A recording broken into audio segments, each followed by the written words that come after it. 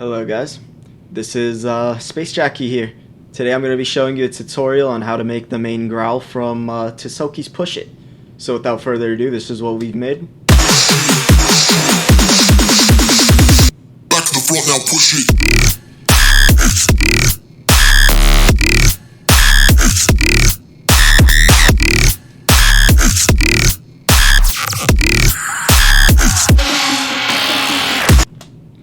Alright, so we're going to start off here with the patch itself, which is actually just a serum. It's a saw wave too. So nothing special here, just automating the level on the saw wave. I got a high 6 filter. It's at 57 Hertz and it goes up 41. Resonance is at 39%. That's it for this side. For the effects, we got our first filter as a band reject. So we have this at 41 Hertz. And we're modulating it up 45.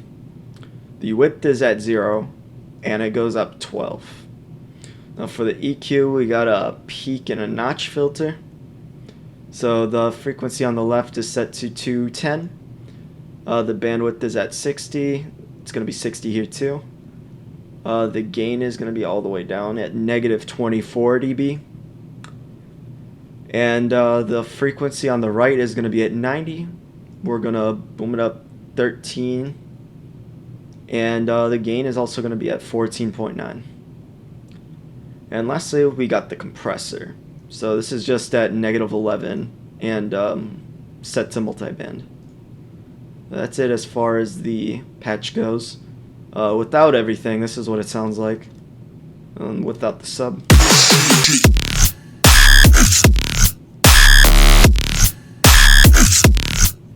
So you can tell this is mostly post-processed.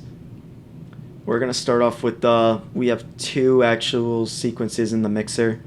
Just because we can't fit everything. This is one thing Ableton definitely has over FL. So for our fat rack, we got a sausage fattener set to 12%. Then next up, we got a vocodec. And the vocodec, we have this set to 14 dB for the wetness. Always make sure to turn off draft so you know what it's going to sound like when it's rendered.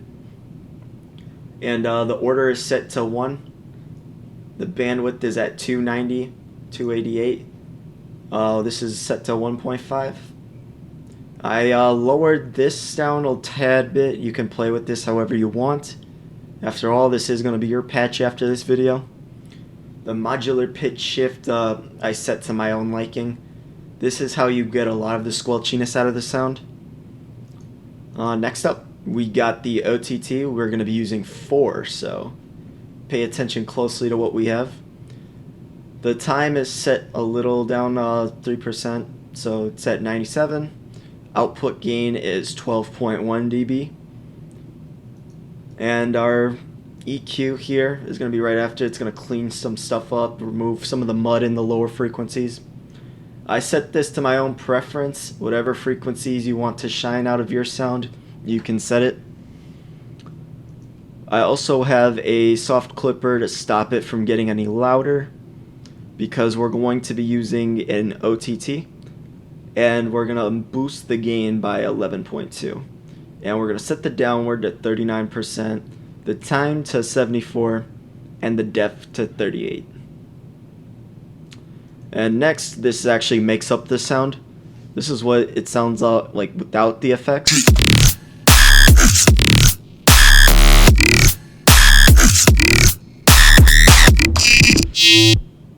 Yeah. So we're automating the X and the Y parameter.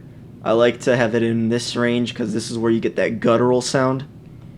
If you have Sugar Bytes WoW, it'll also work if you're using if you're not using FL Studio. Alright, next we're going to be using another OTT. I have the input gain lowered to 5.5 decibels, so we have some headroom to boost it more to 10.8 decibels. And we're not touching the rest of these. Oh. And then we also have the other OTT at 36% for depth, 40% for time, 14.1 for our output gain, 41% for downward. This is my custom fat rack. This is what I like to use. So feel free to switch it up if you want to do something different. For our sausage fattener, I'm using this as a limiter before we can boost it some more. I have the gain boosted 3.5. And then, since we ran out of room here, we're going to be going to our next chain, which we're going to start off with an OTT. Not doing much here, just boosting it 1.9 decibels. Then over here we have a double notch filter I made in parametric EQ. So I'm automating this part right here. I highly implore you guys to mess around with this bandwidth because you can get it thicker if you want.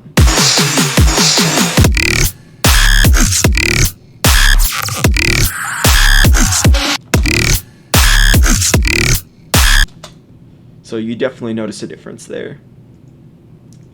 And we have a sausage fattener, 3%. You know, when you're using distortion, sometimes less is more, especially if you're going to double up. I have it boosted 12 dB.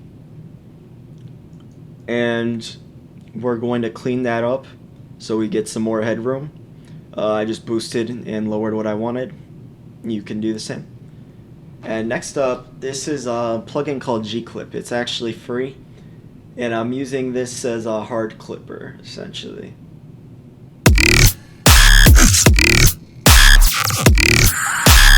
So it's a tiny boost of distortion, and it sounds pretty nice.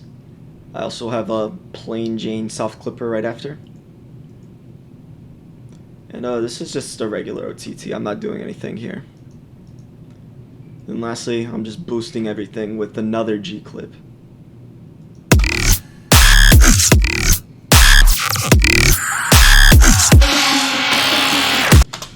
So the sound isn't done right here. I am parallel compressing it. I have a custom Maximus. This is just set to how I like it. We also have a Rough Rider. I have it on the New York compression preset, and I slightly changed it by adding more makeup. And so you don't get any phasing issues. I like to just reverse the polarity.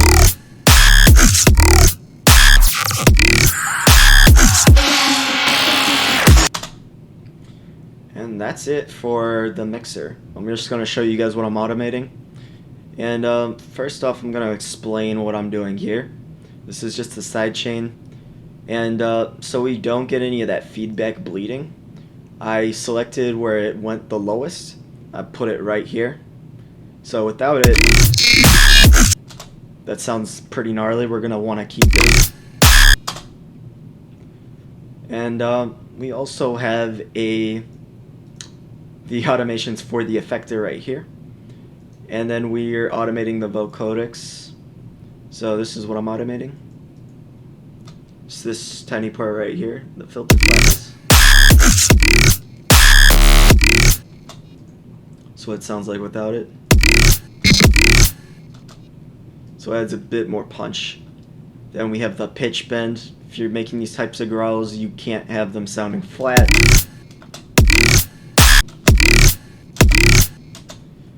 Add some more crunch. And then I have the notch filter automation right here. And then that's pretty much it. So thank you guys for watching. If I didn't explain something the way you wanted, feel free to explain in the comments. Some tips if you want me to do something better, please elaborate so in the comments as well. Thank you guys for watching. Have a good one. Escaping is not an option.